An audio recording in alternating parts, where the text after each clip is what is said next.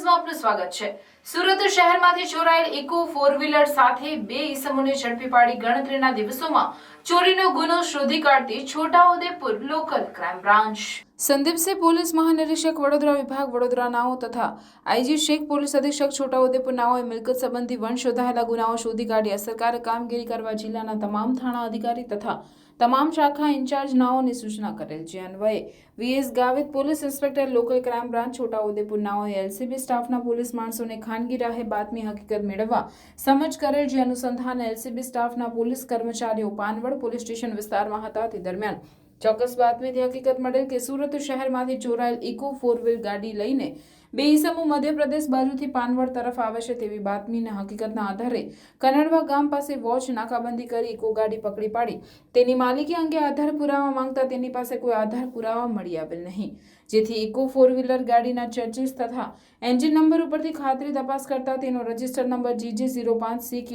6421 જણાઈ આવેલ હોય। સદર ઇકો ફોર વ્હીલર ગાડી બાબતે સુરત શહેર ખાતે તપાસ કરતા સદર ઇકો ગાડી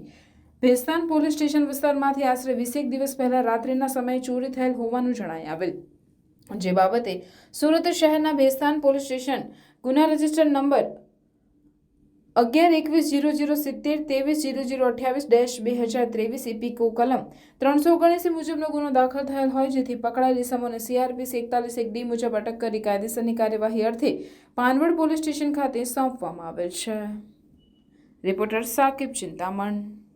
સમાચારોની અવનવી અપડેટ્સ માટે જોતા રહો સેક્યુલર ગુજરાત ન્યૂઝ। સાથે સેક્યુલર ગુજરાત ન્યૂઝ ચેનલને લાઇક, શેર અને સબસ્ક્રાઇબ કરો અને બેલ આઇકોન દબાવીને સમાચારોની ઝડપી માહિતી મેળવો।